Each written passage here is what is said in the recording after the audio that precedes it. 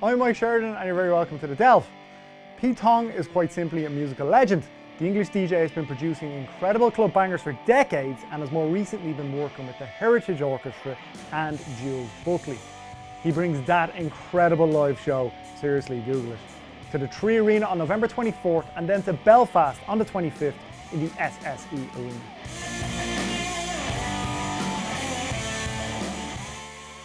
Pete, thanks so much for coming in.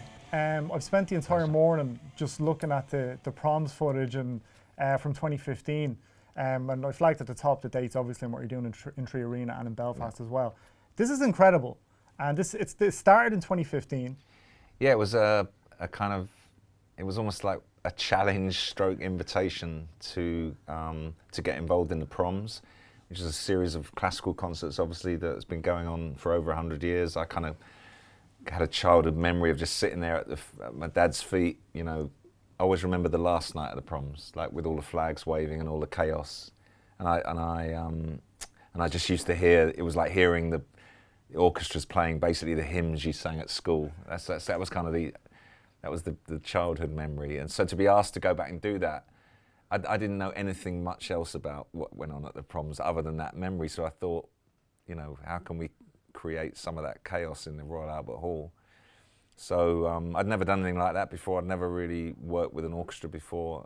Got introduced to Jules Buckley, who in turn introduced me to the Heritage Orchestra, and we set about planning it. And I kind of, so my part was picking the tunes we were going to play and the order we were going to play them in, and then I kind of worked out in my studio like how they would flow, and I guess that was one of the first big thoughts. I sat with Jules and I said, could we do this in a way where it would appear like I'm mixing the orchestra, as in, you know, the tunes are mixed together, you know, by working out the key and the tempo changes and everything.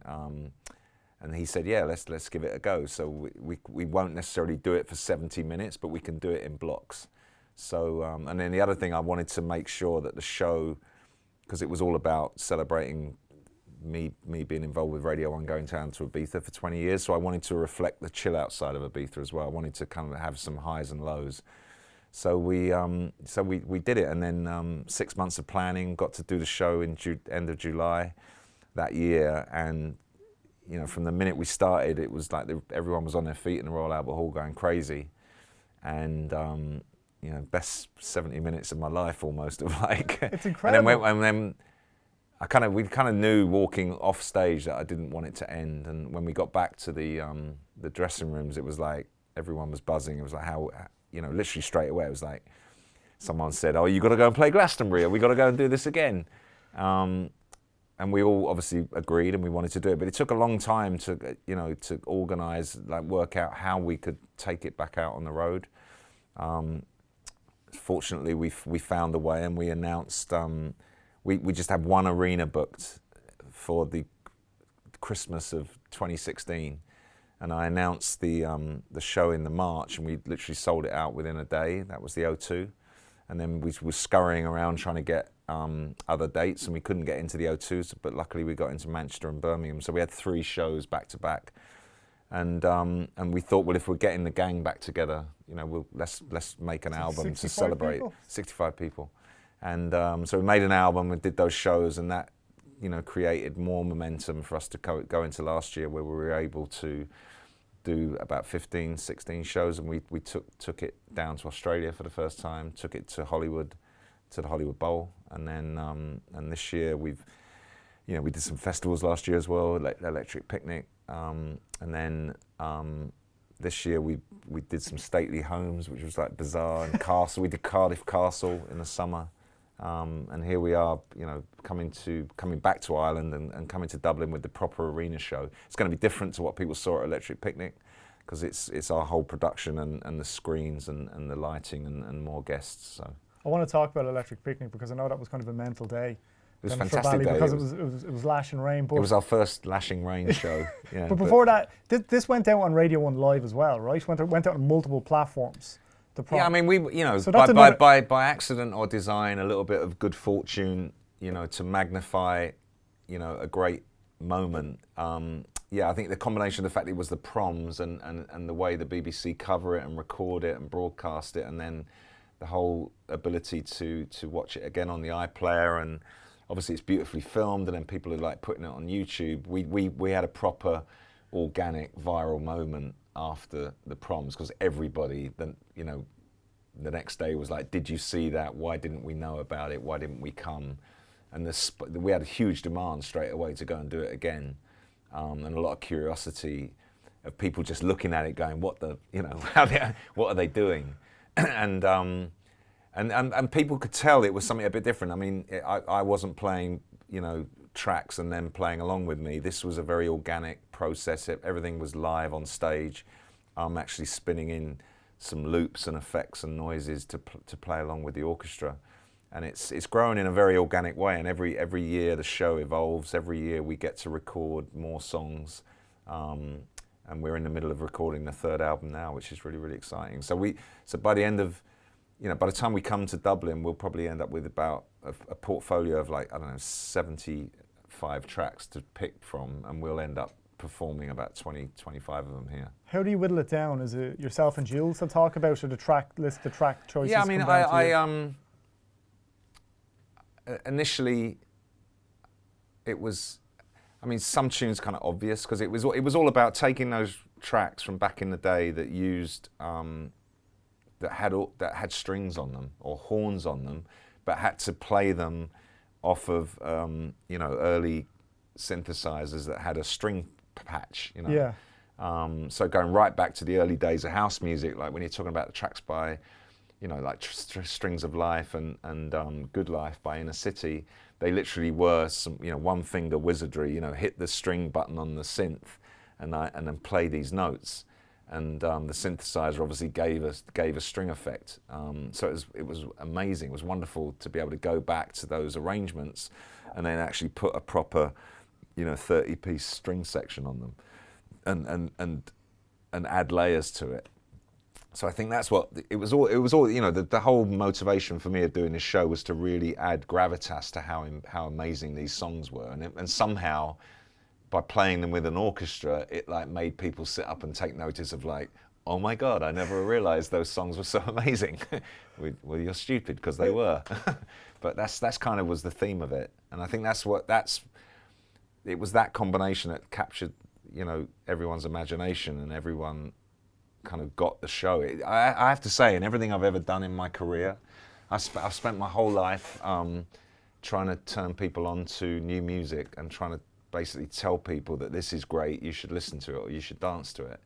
And in varying times, you know, sometimes that's easier, sometimes it's harder, but nothing's ever been easier to connect with people than doing this. Everyone kind of gets it, like sees it and they get it. Which, see, that's the thing, and that's what I found listening to it. It's songs that you know and you've heard so many times before, but with a new angle to it. Yeah. You know, a little bit of flavour to it, and it's two worlds colliding. And the most enjoyable thing for me now is we're really starting to stretch the potential of that, you know, in terms of getting more bullish with more adaptations, you know. And I guess now, you know, in the same way, hip hop's always been really good with that, and of kind of taking the flavors of things by sampling and like turning them into new things, and it's never seemed to be a problem. And we've gone from, I think it's morphed from, you know, honourable covers, but using an orchestra, which obviously gives it another dimension, to now moving more into kind of adaptations. So that's really starting to get into this kind of a deeper science, and like what the more fun for us to do, actually. So the whole thing was this with the Heritage Orchestra was a whole new challenge for you, because you've been going back and forth from Ibiza for so long still, and I know you were saying you're in LA, you're in between LA and London, so this was a whole new thing. I think just being an I mean, I come from an era where DJs didn't make music. You know, DJs got well known by being good DJs in clubs and having a following, and then obviously getting onto the radio and running clubs and running nights. That's how I came about. And funny enough, I kind of missed out in my early career making music. And the other thing is I ended up having a record company and running a label, so I was signing acts. You were an A&R man, that's right, for like best part of 20 years. Kind of still am, but so I was always the guy that was signing tracks. So I had a great understanding of how records got made, But to me, it was always like a bit of a secret hobby of like sitting on my plane on a laptop making tracks, but I was never known for making music. So for this to all be happening at this end of my career is been so inspiring and exciting. So now I'm kind of stepping more into the role of the artist, albeit that I'm not an orchestral, classically trained musician. So it's been amazing. Yeah, it's been a lot of fun. And it's been since really the late 70s to kind of the mid 80s, which is kind of, you really don't look that old, Pete. You really don't, and you're just off a flight from LA. Yeah, I'm. How does a DJ get to stay so young? I joke that I'm BC. As opposed to AD. I actually, I come from a time before house music. What? There was a time before house music? Yeah, there was. So yeah, because house music was like the year zero for a lot of people, like 86, 87. But I actually come before that time. So yeah, somehow. And how do you find it going back to traveling between LA and New York? Is it something that you're used to? I mean, DJs are, I'm pretty good on planes. I use planes in different ways. Like, I love the solace of like not being interrupted. So there's phases of obviously, making music, playing music, working on your DJing, listening to tunes. I've done that. I've done a lot of that, and I've really enjoyed actually just getting on the plane and falling asleep straight away, and trying to stay asleep for as long as possible. And I've done watching movies and drinking red wine. That's not so good.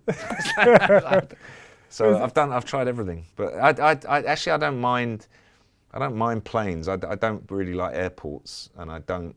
The hardest thing of LA is amazing. I mean, but except the time difference. The time difference is worse than the plane travel. So I'm still very UK centric in my life, like with work and so the 8 hours, family. 8 hours so behind, you're always like you wake up and everyone's like, come on, get up. It's like we've been up for 8 hours. You talk to some DJs or some performers, and they enjoy the studio more, or they enjoy the performing more. And obviously, this is an invigorating thing. It's a completely new thing. Looking at that audience, is there one that you prefer? Is it getting on stage and working with an orchestra like that? Is that, or do you like that solitude of being on your own, like you said, and working on that? Well, I think it's always been. I mean, for me, it was always. I mean, for me, the very beginning, I felt a fraud if I didn't go out and play. So everything to me was about going out to play, because I felt then I'd bring those experiences back to the radio, or I'd bring those experiences back into my record company job. So I guess that's kind of in my DNA of like I kind of have to play, but I guess if I was really indulgent, and I'd actually really like to just disappear in the studio for 3 months if I could and turn everybody off. But that life isn't like that. So I think the creative process is really, I get a big buzz out of that. Working on a track. But working with the orchestra is a completely different thing, because that's like, solo DJing is one thing, and working with the orchestra is like going into a Formula One car and like going very fast with and doing things you've never been able to do before, and it just has this weight on stage, and it's been a real learning curve for me, because because I play a big role before we get on stage in terms of the music we're playing, the way we're playing it, working with Jules on the arrangements, making the album.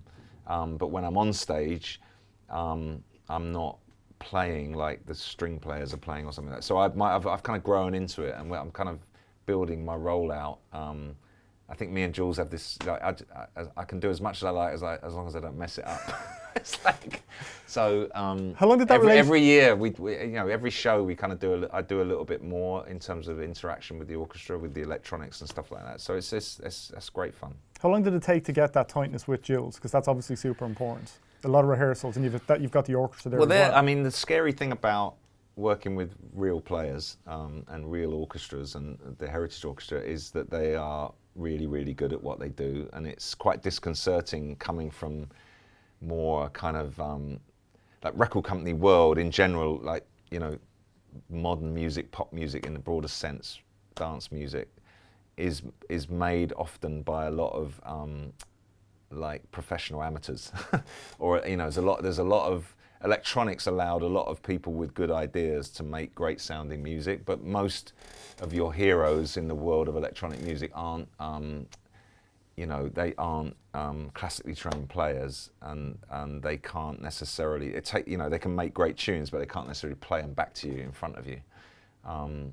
Is that the evolution? But then when you get a proper orchestra in, they sight read, and no, they don't just sight read, but they're also bang on with tempo and all that other stuff that can take people days, you know, weeks. I mean, a lot of what they're playing, I could probably play, but it would take me about 3 weeks to do it. And they just come in and they when you have an orchestra in a big studio, like it's been an amazing experience, because I've gone in to record at Abbey Road and at Air Studios, and we've just been at Angel Studios, so definitely 2 of the most famous studios in the world, and Angel's pretty cool as well.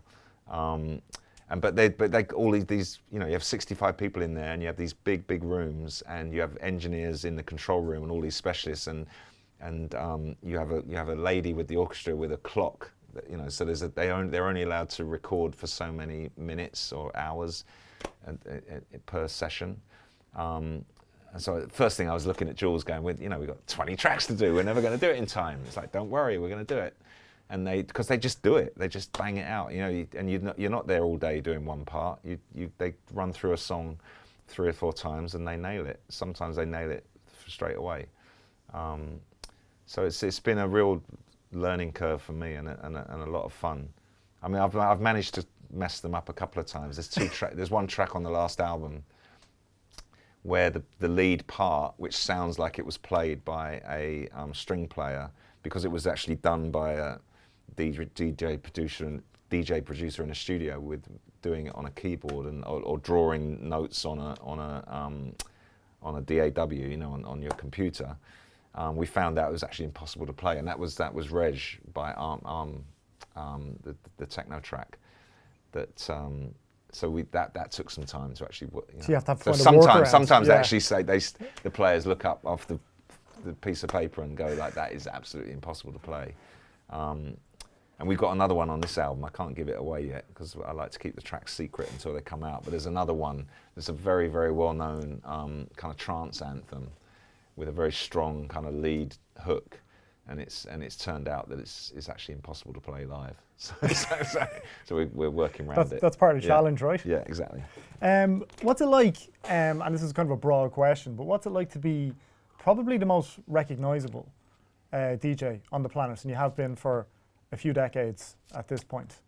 Like, the name straight away is recognisable. People know, they know the name resonates. The name's in popular culture now, which I think is down to Paul. It's down to Paul Oakenfold, is it? It wasn't actually. No, that must be on Wikipedia somewhere. I'll have to scrub that out. But I mean, Paul was there at the beginning. He was just around when it happened. No, he was part of our gang, and we were all playing for this crew called Boyzone, and they had these parties called the Raid, and they had a fanzine in the late '80s. And because I was BC, before house music, they used to take the piss out of me that I was a soul boy, and that's why they came up with this. The guys that wrote the magazine was actually Andy Weatherall and Terry Farley, and they came up with that phrase in the fanzine, of which Paul, it was me and Paul DJing with them, but so Paul was around, but It's All Gone Pete Tong actually came out of Boyzone. Yeah, but it's funny seeing how that phrase has resonated over the years. And is that? Yeah, I mean, it was meant to be a piss take, and then it obviously becomes like it bit the creators in the arse, because it became actually it became my. It was funny because I resisted for a long time having using it as a kind of party name or something like that, and I tried these other things, and it was probably about, I don't know, 10 years ago or 7 years ago that we finally relented and said, why don't we just do that? And then that kind of really connected and resonated really well. So I do these All Gone Pete Tong parties around the world now, and I don't know why I waited so long. But well, there was a movie obviously a few years back too that you cameoed in. Yeah, I mean, that was all because so when I was at the record company, we did a lot of soundtracks, and I was really into that. And I've always believed that electronic music really lends itself to film. So I was always looking for opportunities. So I did a film called Human Traffic actually before. It's a great movie. With John Sims in it and Danny Dyer, and Justin Kerrigan was this Welsh up-and-coming film student, who kind of director who'd made this film, and he came to me and we did a deal for the soundtrack, and I helped him get all the music licensed and put it out, and that became a real cult film because it was about a bunch of kids who were all in kind of normal jobs, you know, who were just looking forward to the rave at the weekend and going crazy. So it was very much inspired by the late 80s, you know, kind of early 90s explosion of rave culture and club culture in the UK. And we always wanted to follow it up. And the idea was, well, why don't we do a film about DJs? And then there was quite a long gap actually. And the film company came back to me and they said, we're ready to do it now. And I said, have you got a director? No. You know, have you got a script? No. But we've got a title. And they said, we want to call it All Gone Pete Tong. So I said, well, fine, you know, but let's see if we can get a script together. And it still took another, like, they found this director, Mike Dowes, who had been doing comedy in Canada. And he had a film that was a bit like Spinal Tap called Fubar that won a big award at the Toronto Film Festival. And he came over. And he was like this big teddy bear of a guy, and he was hilarious. He was like a slimmer version of Michael Moore. And he was hilarious to sit and talk to, but he didn't know the thing about dance music. He was really a rock guy. So we sent him to Ibiza for a few months, and he went and talked to everyone. He just sat there, and we introduced him to it. And he just got all these anecdotes from all these characters in Ibiza. And he kind of then, he started to get the script together from that. And Frankie Wilde was really a manifestation of everybody's story about a crazy night. So it's got a bit of everybody in Frankie Wilde, and that kind of how Paul Kaye's character was built. And then obviously casting Paul to actually come and play it was when it really kind of took off. It was a real lesson in, some films are really organised the way they come together, and some films are like the start of the Grand National, where all the horses are running in different directions and no one knows where the start line is, and then it all comes together. That film came together the day we started shooting it. I think that happens a lot in Hollywood though, right? They have a title and they have a release date. Yeah, well, yeah, some, yes and no, but it depends how much money they're spending. So when they're spending like Venom money, yeah, 100 million, they usually have an idea what they're going to do. But yeah, some of the indie films come together all over the place, yeah. But Human Traffic is one of those movies that's really stood the test of time. Yeah, I think they both have. I mean, yeah. I think they both stood the test of time. I think there's another film that doesn't get mentioned much actually, that is the Paul Kalkbrenner film as well, with the Berlin Calling, which I think is an amazing, testament of the time as well. And I don't think there's been a film made like it in the last 10, 15 years, like all three of those films. So, no, I'm proud of them. I think they're good. They were good mementos of an amazing time. I think if you can turn, albeit music or a movie in particular, like on before you head out on a night out, and I know people that still do that with stuff like Human Traffic. Well, Human Traffic did really. Human Traffic. I guess it was before YouTube. You know, it was before social media, obviously, but it's very. I mean, when I was growing up, I used to do that with Monty Python. You know, Monty Python would always have these bits, and you had the Monty Python albums, so you'd learn the parrot sketch or these famous sketches by heart and recite them. And I think Human Traffic had that. We had these moments in the film. Danny Dyer in the back of a taxi. You know, the guy at the record counter. John Sims in his bedroom talking about, you know, that speech, getting ready for a big night out. So they were kind of became iconic moments. Almost gives me goosebumps talking about it. So I think, when you have that in a film, that's what made that film so successful. Human Traffic is almost like a series of sketches, actually. It's a cracking film though, stands up really well. I was saying to you off air, my brothers are 9 and 10 years older than me. You thought they were 9 and 10. I was like, they're not these two kids going out in the lash. When I told them I was interviewing you this morning, they were so excited. And they're like, tell Pete I've had so many mad nights out to his music over the years, and so many great nights out over the years. Is that something you get a lot? Is that the type of reaction you get when people come up to you, or you're speaking to fans or people that have enjoyed your music over the years? Yeah, I mean, it's wonderful. I mean, it's funny thing happened. Actually, I mean, in the days when people wrote letters, I guess it resonated more. I guess in the beginnings of social media, people used to put kind of stuff like that up there, and it obviously meant a lot. And I'm not being blasé, but I think social media you just get lost in it, and so I don't read everything like that anymore. So when people come up to you and say something like that, it's obviously really, really nice. But I'll tell you what did happen, and does occasionally happen, is like someone will still give you a piece of paper at a gig. So someone gave me a piece of paper at a gig the other day, and you put it in your bag, and excuse me, but sometimes you forget it's there. And then I was cleaning out one of these bags, and I found this letter, and it was written on a very striking piece of paper, you know, with like a tattooed woman on it, and this person had wrote a very, very long, very neat letter, and it was one of those thank you notes. It was like a story about, you know, someone feeling like almost suicidal and very, very depressed, and like how my music had carried them through that time. And I just left it on my desk there for a while, and like a few people came in and read it. It was like, wow. It's like just to remind me that that does happen. So it's, you know, it's still great when you hear those stories. I mean, it's I've been lucky to arrive at Radio 1 as well at a time, you know, 1991, when it was just the beginning of the kind of the whole scene, when all the legal clubs were starting to open up, and just to be on the radio, you know, for that long. I'm still there, you know, over 25 years, consistently, roughly-ish, the same time of night.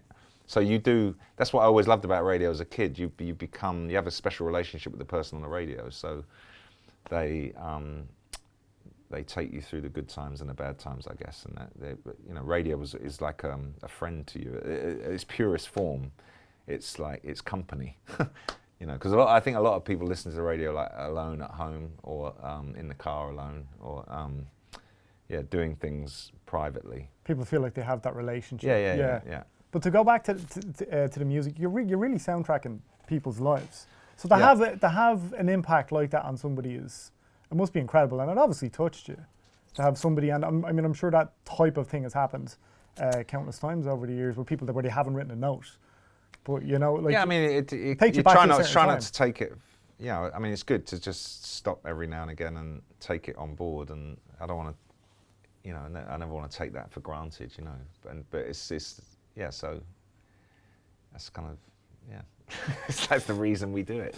And then you've got that more visceral response when we were talking about like Electric Picnic, when you did Electric Picnic with the orchestra, and you've tens of thousands of people, and it's just piss and rain. Yeah. And to then get the type of reaction that you get from the crowd. Does that still, I suppose we were saying, we spoke to Maxi Jazz a few weeks ago, and about when he still gets a response when he has God as a DJ or Insomnia, and it just kicks. That response still gives him a... Yeah, it's amazing. I mean, that's testament also of just playing in Ireland as well, like how lively and crazy the audience are. And it was good, you know, we'd been on a run, and we're in you know, that was the first. So it was only at the beginning of last year, like the beginning of the summer, where we actually went and played a festival for the first time. So I think by the time we did Electric Picnic, it was the last festival of the summer. So, and we'd been kind of spoiled, you know, we'd been like, had hot sunny days, and, you know, I was in a festival playing opposite Jay-Z and like all this stuff, and everything was going quite smoothly. And then you get to Electric Picnic and it was like, it was a storm. It was pissing with rain, and you're not really sure. And we were going on last after Tribe Called Quest, but literally it added to the atmosphere, actually, to be honest. And testament to the Irish crowd, the Dublin crowd, that they made that one really, really special. So it was good, and that's why we're happy to be back over the road. So, but you're only across the way in Tree Arena. That's where the gig's going to be at the end of November. What's the relationship like then with other artists when you're on the road? Do you get to mix with any of the guys, especially when you're doing the festivals, and a lot of the same acts will turn up in different festivals? Do you still chat to the other guys? It's been a whole, as I say, it's another dimension to my career I never really saw coming. So it's funny, you bump into certain people. I don't think anyone really understood what this was at the beginning, to be honest. I mean, obviously the hardcore fans that were there, or the ones that really locked into it on YouTube, kind of got what we were doing. But the wider music business, you know, and the other artists, they don't. I think a lot of people were a bit confused at the beginning about what this was, and still to this day, I think some people think I'm just playing records and that the orchestra are playing along with me, which, but that's not the case. So it's a real revelation when, you know, like I did a festival last summer, and I'd asked Rag and Bone Man to sing on one of the tracks, and he politely passed, which is fine, you know. That's what most people do, you know, when you're looking for features. But he saw it, and then subsequently, and it was like he came up to me. He's like, "Oh man," and I was like, "I didn't realize." Well, he didn't actually say that, but he said, "Wow, I mean, I didn't realize what you were doing. It was unbelievable." I had a conversation. And I've been doing things that, again, I've never done before. I'm in this chair instead of that chair for a start. So I'm going around doing promotion. I was on a TV show with Bastille, and Dan from Bastille was like, "I can't believe you're doing this." So it's like, this is just insane, you know, because he was sitting with me, and on my bit of the show, they show the orchestra, and it was the first time he'd seen it. It was like, that's just unreal, you know. That's just amazing. And so that's the kind of reaction you get when people see it, yeah, that's nice. And it's opening up now that we're getting more. I think we'll surprise. You know, the first album was like, it was those core tracks of that original Proms show, and it was the ones that really obviously lent themselves to orchestration, like Café Del Mar, like Children from Robert Miles, like Fatboy Slim, you know, Piano from Eric Prydz. And then the second album, it was like, well, let's change things up a little bit now, and get a little bit more adventurous. So taking on things like Galvanized by the Chemical Brothers, and the Prodigy tune, Out of Space, enabled us to kind of, I think, turn heads, you know. Doing Galvanized and then getting Reggie Snow to do the vocal was, I think it's quite ambitious, but I think we pulled it off. And again, that kind of, so getting back to your point, that kind of turns more heads in amongst the artists. Yeah. And now we've got people asking to do it. So, which is quite a nice position to be in. And so on this third album, we're, you know, I can't, you know, there's one particular track that's like, you know, the old Pete Tong would have said, like, don't ever even think about doing that song. Like, you're just going to completely mess it up. But we're going for it. So, and we're completely turning it on its head. So hopefully it will work out okay. But I think, and it's because of the way we can interact with these other musicians now, and other performers, that we're able to stretch it even further. So we'll see. I love that Eric Prydz, and I love what you did. My dream is to really, although it kind of is completely the opposite of what it's meant to be, is like effectively making new records. Yeah. But they're classics still. Yeah. Somehow. Well, is it Galvanized Pajanjo that you went to in one of the first or second songs in the Proms, on the first Proms in 2015? Well, no, Galvanized only came about last year. So the Pajano is the second song in the show. Yeah, because when that kicks in, because that first mix, when that kicks in, is that when you were going, okay, you know, people were on the feet from the start? No, it was actually, it was the clapping break in Right Here, Right Now, when everyone stood up in the Albert Hall. Because no one knew what to do in the Royal Albert Hall the first time, because they seat, you know, there was a standing bit, but there was mostly seating, obviously, and then you got everyone in the boxes. And then it's an amazing place to play, because it's obviously, it goes, you feel quite low when you're on stage at the Royal Albert Hall, and it feels like everyone's up above you. And then I think, like, it's the Proms, so you're meant to sit down. It's like, but the minute we started, the minute we got to that bit, and it was kind of an impromptu thing we kind of decided to do just in rehearsal that day, that we were going to turn this first breakdown into a clapping bit. So me and Jules I'm always clapping, I'm like a seal. And then Jules said, well, me and you should do this clapping thing, but then all the orchestra joined in. And then everyone in the whole place joined in. And that was the moment where it was like, this is good. We're onto something here. Yeah, we're onto something here. And I know you have to go soon, but are there any artists at the moment that you're listening to consistently? I know you probably have music that you will go back to, but are there any like more current artists, maybe DJs, whose music you're a fan of and you like? Too many to name. I mean, I follow different you know, I get as much out of watching other DJs. I mean, you know, I'm busy and I'm traveling all the time, and as you say, I live in LA. So actually, the simplest thing is me actually enjoying seeing other DJs play sometimes. So quite often I'll be listening or watching. Now obviously with so many shows, so many DJ sets visualized through the likes of, you know, Boiler Room, Be At TV, Circle, I can watch them and I don't even have to be there. So I listen quite a lot to other DJs playing, because I'll always like get a tune. You know, if I listen to one for an hour, I'll get a tune that I've either gotten, I didn't realize it sounded that good, or, you know, or something they'll play that I want. So I do a lot of that, and then obviously with all the new music coming out, yeah, I'm constantly listening to stuff, and my mind explodes. So, but all shapes and forms. I'll be listening to soundtracks. I'll be listening to.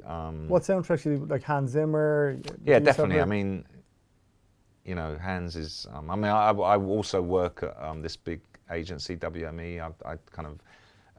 I've got a partnership with them behind the scenes, at helping sign acts, and so they actually represent Hans.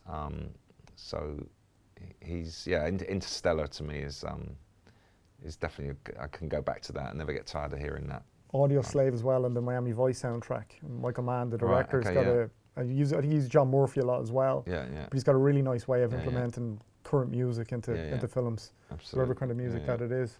Well, it's been an absolute pleasure to meet you. Thanks so much for coming in. No, I'm looking forward to seeing the show, because I'd listened to the tracks individually, but to actually sit down and watch the show on YouTube, which is well over 3 million views, and it's a fairly long show as well, has got me excited. I for think the gig in it's November. yeah, I hope you. Yeah, I think when people come to see it, you can't quite. I think it just. I mean, as much as I'm flattered, it looks great on YouTube. To feel it and see it, especially in the arena setup, is it? Yeah, it's like. Again, I use that Formula One analogy. You can watch it on TV and watch Lewis Hamilton flying around, but then if you actually go to the race, you realise how. Well, first thing you notice at a Formula One race, how loud it is, and not that we're too loud, but it's like it's just a big. To hear an orchestra live is something else. But and playing music like we're playing, I think it's there's definitely a magic dust that we don't even capture on record. Actually, that's, you know, live is amazing. Well, the success is there as well, the sellouts and all that stuff too. So I'm looking forward to the gig. Thanks so much for coming in. All right, Appreciate cheers. it. Thank you.